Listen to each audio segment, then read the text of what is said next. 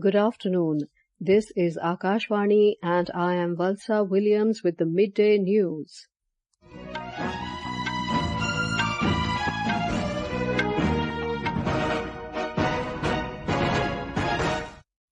The headlines.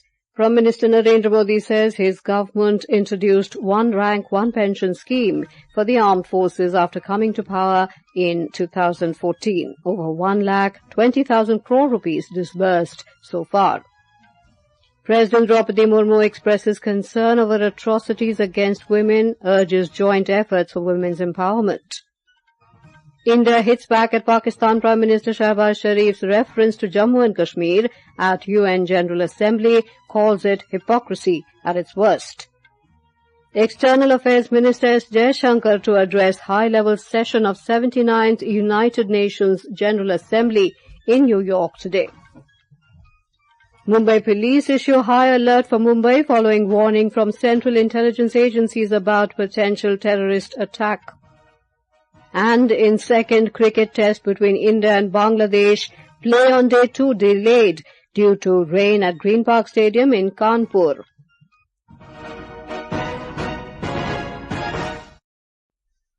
Senior BJP leader and Prime Minister Narendra Modi today said the people of Jammu and Kashmir want peace, better future for their children.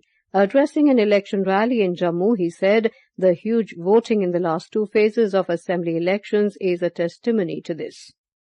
बीते 10 सालों में जम्मू को IIT, IIM और AIIMS जैसे बड़े संस्थान मिले।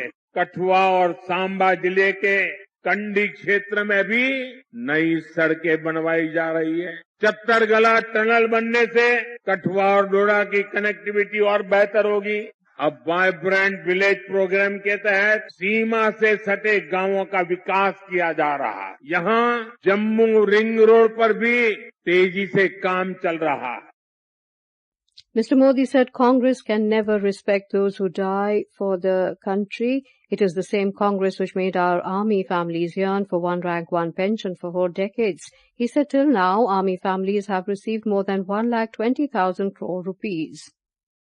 कांग्रेस ने हमारे फौजियों से झूठ बोला। ये कहते थे कि one rank one pension OROP से खजाने पर बोझ पड़ेगा, लेकिन मोदी ने फौजी परिवारों के हितों के आगे कभी भी खजाने को नहीं देखा और इसलिए 2014 में सरकार बनने के बाद हमने OROP लागू किया।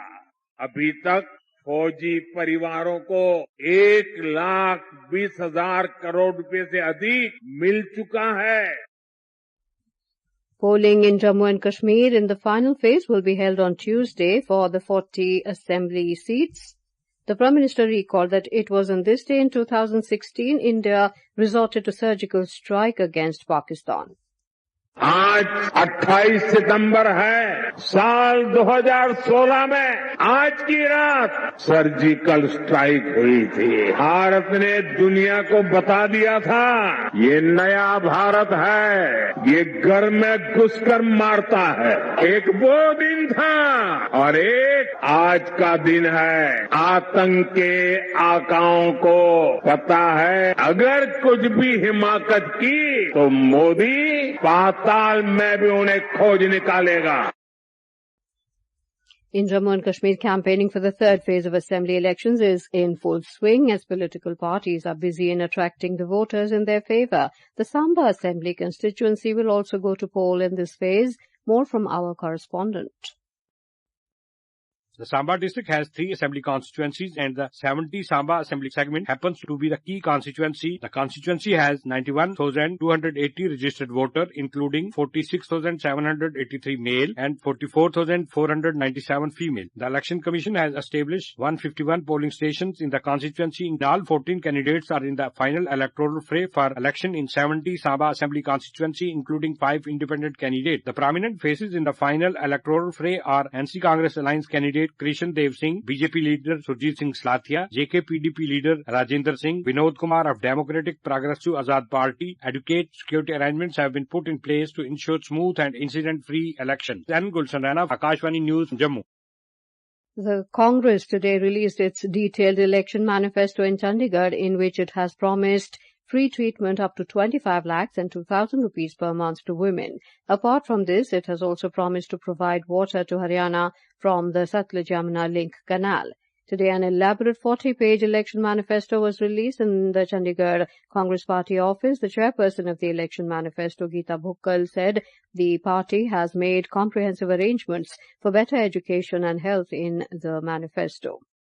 On the other hand, the state's acting Chief Minister Naib Singh Saini, in a social media post, criticized the Congress manifesto. He said the change of land use gang has looted the farmers' land for 10 years to benefit builders. Earlier, the Congress had given 7 guarantees for Haryana in its manifesto, which was released by Congress President Mallikarjun Kharge in the name of 7 promises in New Delhi. Polling in Haryana for 90 assembly seats will be held on the 5th of October. President Droupadi Murmu has said that speaking the truth makes the legal fraternity more powerful.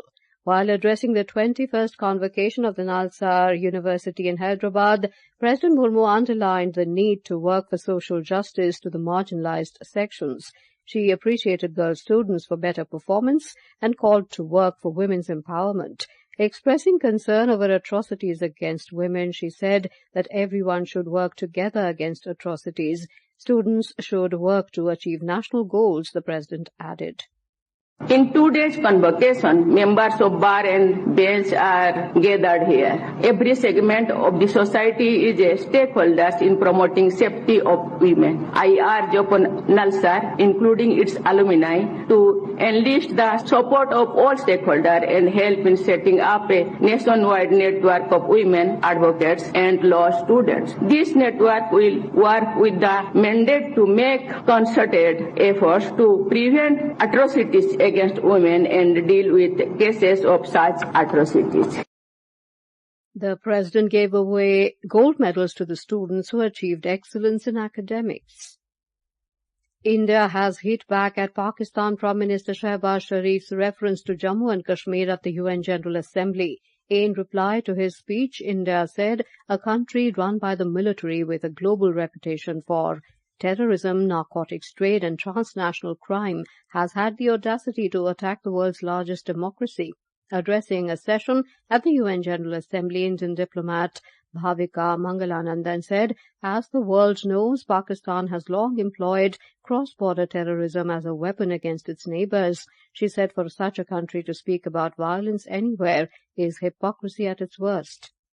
As the world knows, Pakistan has long employed cross-border terrorism as a weapon against its neighbors. It has attacked our parliament, our financial capital Mumbai, marketplaces and pilgrimage routes. The list is long. For such a country to speak about violence anywhere is hypocrisy at its worst. It is even more extraordinary for a country with a history of rigged elections to talk about political choices, that too in a democracy.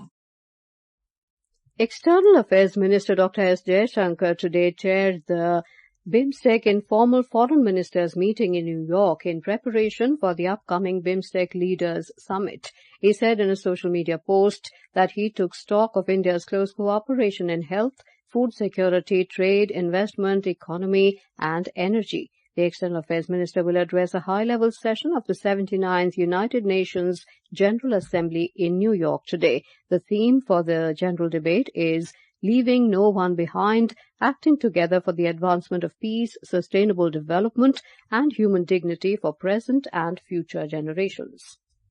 This is Akashvani giving you the news. For quick news updates round the clock, follow us on our X handle at AIR News Alerts.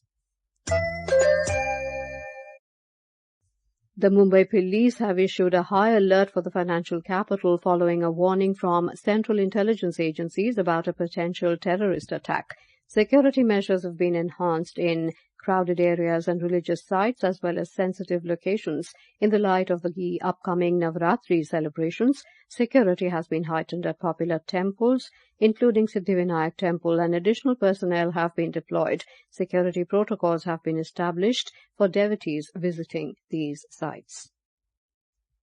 Prime Minister Narendra Modi will share his thoughts with the people of the country and abroad in the Mann Ki Baat program on Akashvani tomorrow at 11 a.m.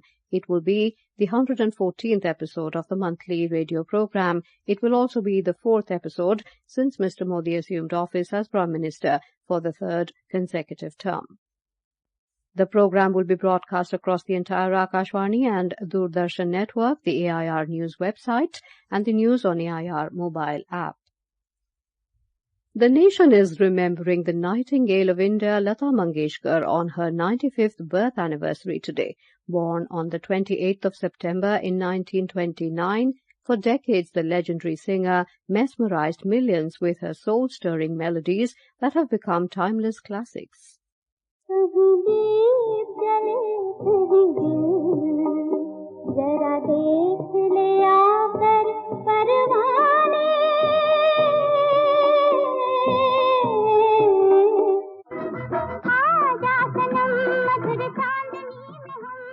Prime Minister Narendra Modi today said that Lata Mangeshkar will always live on in the hearts and minds of people due to her soulful songs.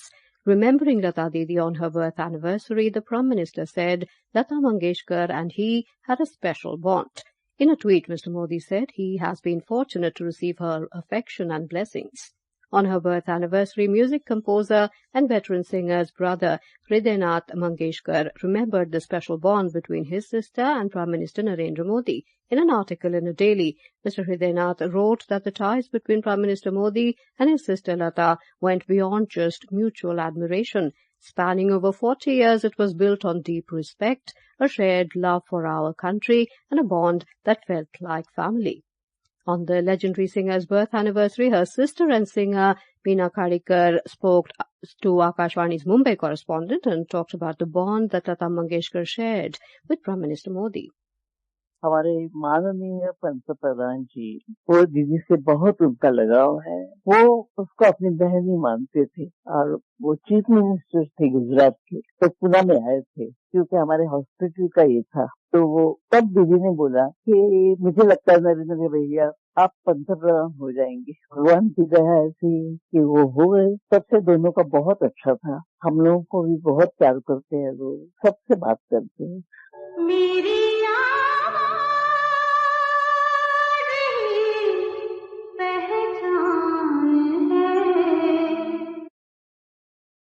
Prime Minister Narendra Modi and Home Minister Amit Shah paid their tributes to freedom fighter Bhagat Singh on his birth anniversary today. In a social media post, Mr. Modi offered his salutations to Bhagat Singh and said he was an immortal martyr who sacrificed his life to protect the self-respect of the motherland. अपने जीवन की चिंता किए बगैर भगत सिंह और उनके क्रांतिवीर साथियों ऐसे साहसिक कार्यों को अंजाम दिया जिनका देश की आजादी में बहुत बड़ा योगदान रहा। उनके लिए कभी व्यक्तिगत गौरव महत्वपूर्ण नहीं रहा। वे जब तक जिए सिर्फ एक मिशन के लिए जिए और उसी के लिए उन्होंने अपना बलिदान दे दिया। वह मिशन था भारत को अन्याय और अंग्रेजी शासन से मुक्ति दिलाना। हम भगत सिंह बन पाए या न बन पाए, लेकिन भगत सिंह जैसा देश प्रेम, देश के लिए कुछ कर गुजरने का जज्बा जरूर हम सबके दिलों में है। Home Minister Amit Shah said revolutionary Bhagat Singh not only challenged the British rule with a loud voice but also sacrificed his life for the freedom and golden future of the country. In cricket, the start of play between India and Bangladesh has been delayed due to rain on day 2 of the second test match at the GreenPark Stadium in Kanpur. Bangladesh was to resume their first innings at the overnight score of 107 for 3 against India. And now, before we end the bulletin, the headlines once again. Prime Minister Narendra Modi says his government introduced one rank, one pension scheme for the armed forces after coming to power in 2014.